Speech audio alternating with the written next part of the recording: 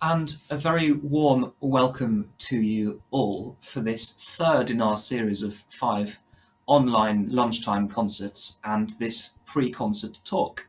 This third concert is our first opportunity to welcome one of our visiting solo recitalists, David Alexander, who is a firm favourite of our lunchtime concert series. He is unable to join us live today, but he has very kindly recorded a few words for us. So I think I'll start by sharing with you the answer to the question, why, David, did you choose this music for this concert? Here he is. My remit for this recital, if you like, was simply to play music which I enjoy. And so I thought I'd put together a short program where the music that I play is representative of pure musical beauty, where the root of the expression comes from gorgeous long melodic lines and beautiful harmonic progressions. Virtuosity is set aside in this program, and I've chosen two composers who you might not expect, given that approach, Liszt and Beethoven.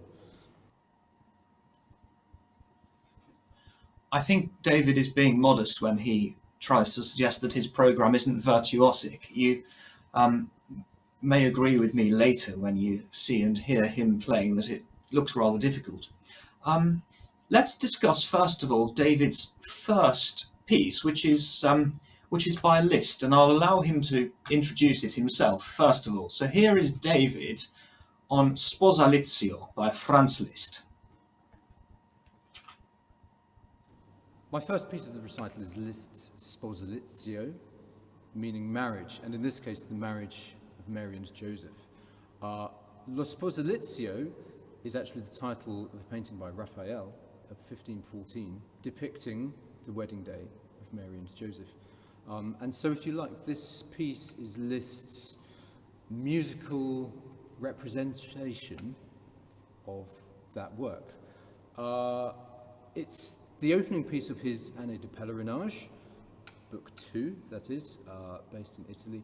And Liszt penned the ideas for this complete suite some years earlier, during his travels around Italy, where he was particularly inspired by the poetry, sculpture, art, and the music. It's a plainer sort of Liszt than perhaps we are used to. It's a soul-searching piece with moments of solemnity, joyousness, triumphantness, and a beautiful religious feel to it at all times.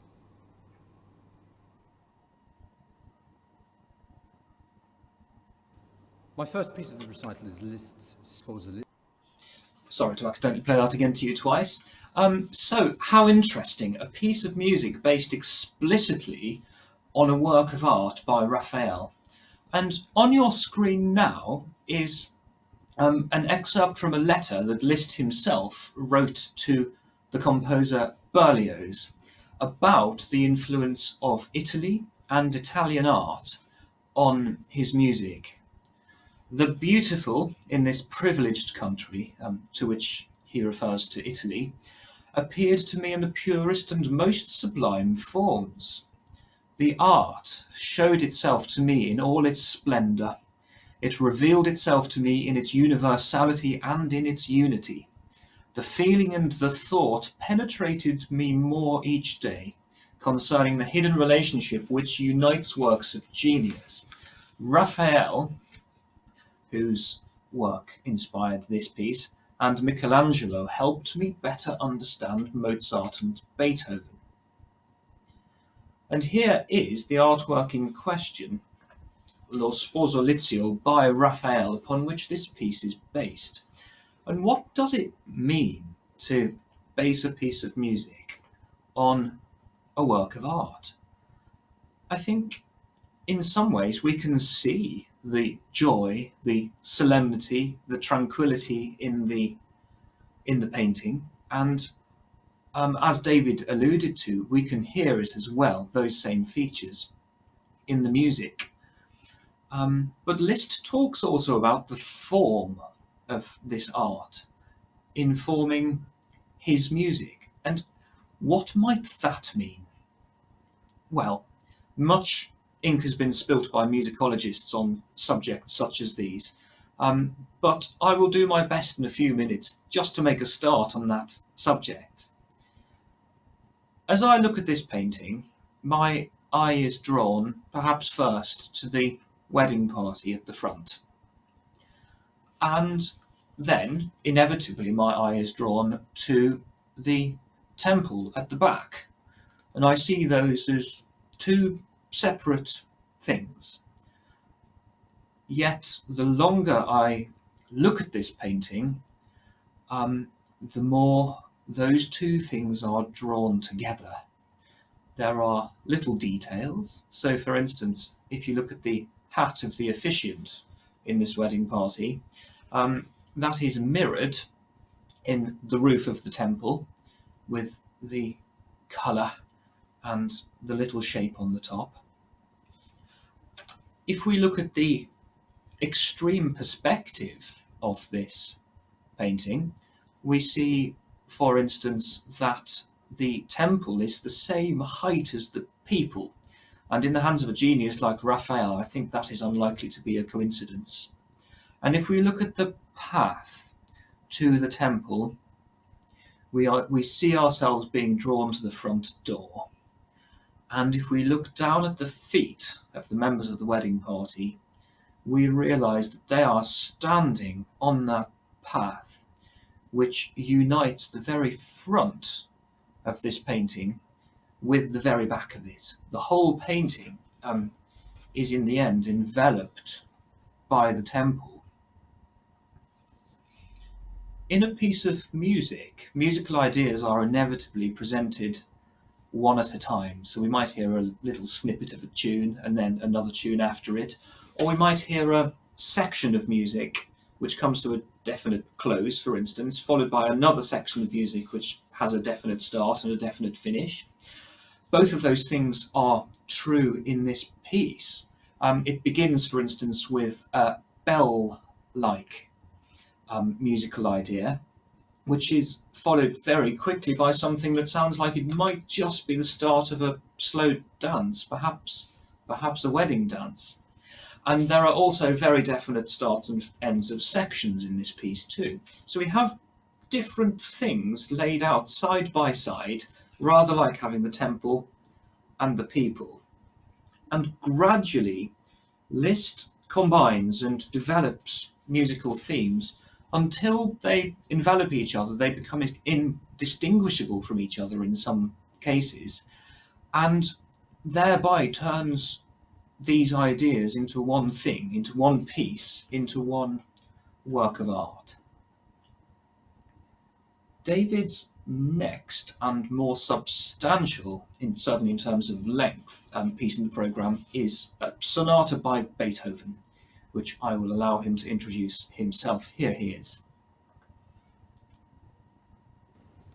So Beethoven's Pastoral Sonata is a very beautiful sonata, and actually a very underplayed sonata. It's very lyrical, very expressive, and it has a rustic feel to it. Pastoral was not the name that Beethoven gave to the sonata, rather his publisher, but it's well documented that Beethoven had a love of nature, and he was particularly delighted with this piece. The first movement itself has these long melodic lines that I was talking about, these beautiful harmonic progressions, no technical virtuosity for dramatic effect. The second movement is darker, with a brighter section in the middle, a sort of spring-like section, a welcome to spring, if you like. Third movement, quick, witty, with a dark trio section in the middle. And the last movement just ambles along beautifully. I think like going for a nice country walk. It's music from start to finish where one's imagination should feel free to wander.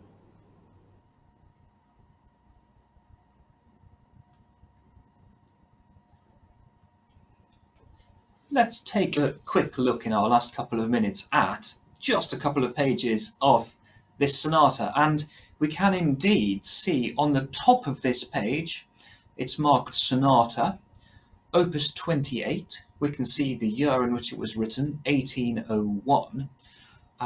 Incidentally, in between Beethoven's first and second symphonies. It's interesting to note that he was almost halfway through his campaign of writing 32 piano sonatas by the point at which he had yet to write his second symphony. And as David alluded to, there's no mention on this autograph score of the word pastoral. It wasn't Beethoven's term, but that of his publisher. I would draw your attention to just a couple of things on this very first page. The first is that it strikes me interesting to note the preponderance of repeated notes all the way through this first movement. I'll just show you with my pointer. If you follow the red dot, in the left hand there are some low Ds just there, and perhaps you can see as we track them they go all the way along, repeated notes, 3 per bar, and when we get to the second line of music, there they are. And you will hear those repeated notes as a feature all the way through this first movement. What effect they have musically is really for you to decide. It might be a brisk walk, it might be a throbbing, it might be a pulsating, it might be a grounding sort of quality. And the other thing that I would draw your attention to is that the very first chord that we hear in this sonata, and it's here where the red dot is, doesn't belong in the key. The sonata is in the key of D major. It's published in the key of D major, that's its title, and yet the very first chord contains a C natural, which we can just about see at the bottom of that chord there, which doesn't belong in the key. So if we think of this piece as a musical journey, it's taken an interesting turn right at the very beginning.